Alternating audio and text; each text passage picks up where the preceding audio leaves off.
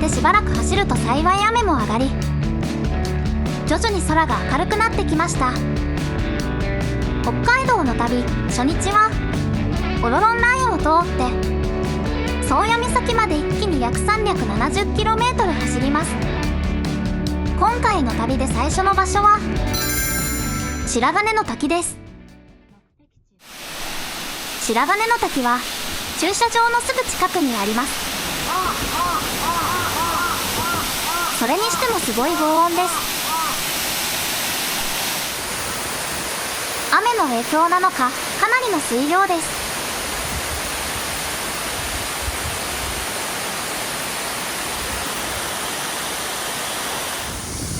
すぐ横には絶壁がそそり立っていました。こちらは国道231号線の開通記念碑です。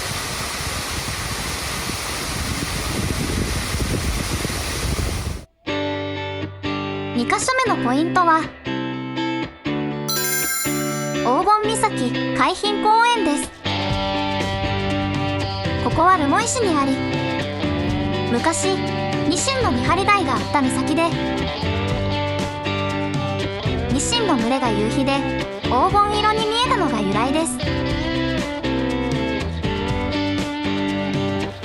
日本の夕日100選に選ばれて素晴らしい夕日が見れるそうです。この日は朝でしたが、夕暮れ時に来たいですね。岩場も整備され、家族連れに人気だそうです。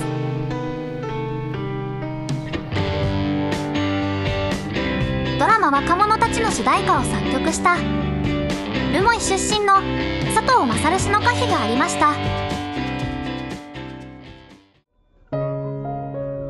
ポイント3カ所目は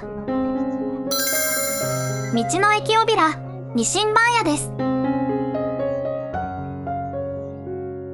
道の駅は早朝のため開店前で立ち寄ることはできませんでしたが、窓越しに覗くと大漁旗が飾られていました。ここには重要文化財の旧花竹番屋が保存されています。明治38年に建てられたニシン番屋で、現存する中で道内最大です。朝早くて見学することはできませんでしたが、外観を見るだけでも繁栄さが想像できます。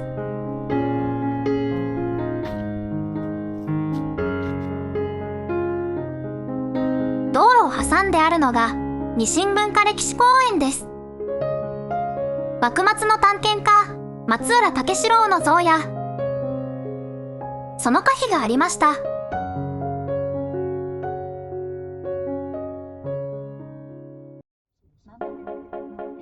ポイント4カ所目は道の駅ホット羽幌の予定でしたが、駐車場から道の駅の入り口が分かりづらくて、隣の羽幌バラ園に来ました。ここには約300種2000本のバラが植えられており、最盛期は7月ですが、この日もまだ綺麗でした。ここは終日無料で見ることができるのがすごいです。バラ園隣は北海道海鳥センターです。天売島の海鳥繁殖地の外面を再現したジオラマ。ウミガラス、ケイマフリ、ウトウの生息状況やパネルやぬいぐるみで海鳥の生態が紹介されています。環境省と羽幌町が共同で運営しており、こちらも無料で利用できます。5カ所目のポイントは宇野牧場宇野カフェです。テレビで知り気になってやってきました。店は牧場内の民家の一室という感じです。かわいいロゴですね。店内はシンプルな感じです。特にソフトクリームが人気です。ロゴ入りのグッズも可愛いです。ヨーグルトと牛乳も美味しそうです。もちろんソフトクリームをいただきました。濃厚でむちゃくちゃ美味しかったです。次は特に好きな風景です。オトンヌイ風力発電所です。約3キロにわたり巨大な風車が並びます。オトンヌイとはアイヌ語で浜にある道です。左に利尻富士が見えて絶景です。近くにある駐車場からは利尻富士がもっと間近に見えます。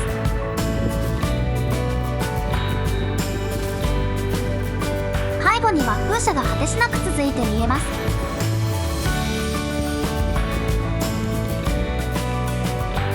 この道沿いの別の駐車場からも絶景が楽しめます。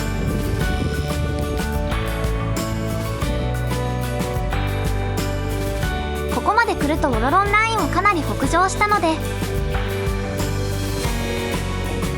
次のポイントのノシャップ岬がかすかに見えます。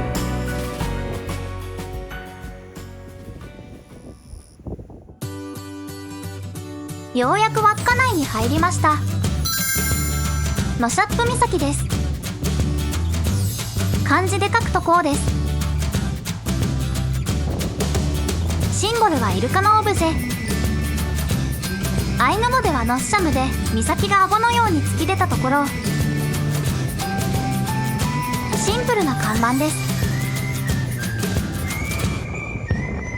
海の向こうに利尻富士や礼文島が見えます。風が強く海も荒れ気味です。すぐ近くにあるノシャップ寒流水族館、入りませんでしたけれど、港屋さんで昼食をいただきました。海鮮物やラーメンが有名です。メニューも豊富です。選んだのはノシャップ岬丼。とても美味しかったです。市内を通り過ぎて向かったのは宗谷岬です。日本最北端の地の石踏みに向かっていると、すごい数のエゾシカです。懸命に草を食べています。奈良の鹿より体が大きいです。記念撮影に長蛇の列です。そして並んで撮った写真です。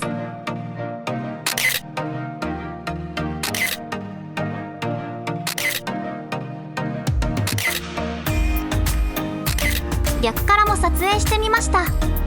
最北端到達証明書をゲットしました。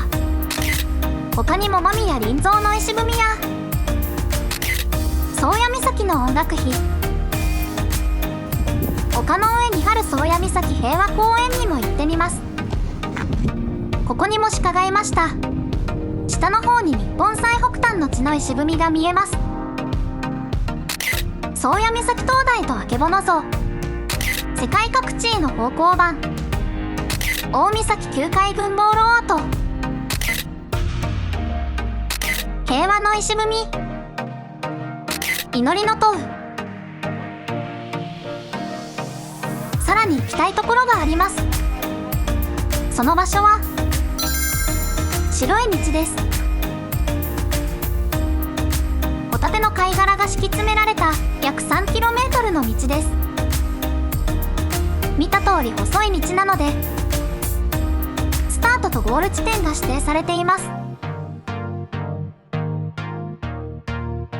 しかし知らずに逆走してくる車もあるので注意が必要です。青空と輝く海に向けて緑の草原の中をまっすぐに伸びる白い道を走るのは気分爽快です。道の真ん中で記念撮影する人もいたりしますが、マナーは守りましょうね。逆走にも気をつけてくださいね。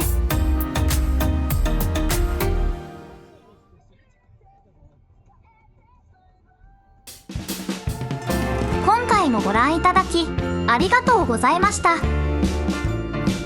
美しい風景を見ながらこの辺りで失礼します。今後ともよろしくお願いいたします。